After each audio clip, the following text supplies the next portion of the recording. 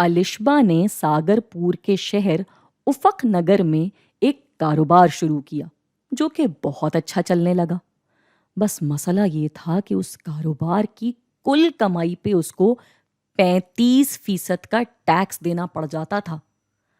اب باقی سب تو اپنی جگہ پہ ٹھیک تھا، مگر یہ اتنا سارا ٹیکس اکثر الشبا کے منافع پہ بڑا مسئلہ بنتا تھا۔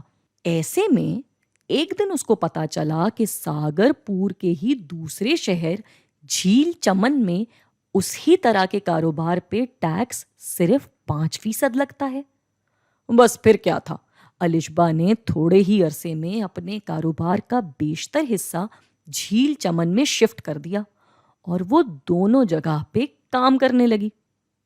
بس ہوا یہ کہ کاروبار کی زیادہ تر کمائی جھیل چمن سے آنے لگی۔ چنانچہ اس ماہ اس کو منافع پہ ٹیکس لگانا تھا تو اس نے دیکھا کہ جھیل چمن سے اس کی کمائی ہوئی ہے 1,30,000، مطلب کہ اس پہ 5% ٹیکس لگایا جائے گا تو یہ ہو جائے گا اتنا۔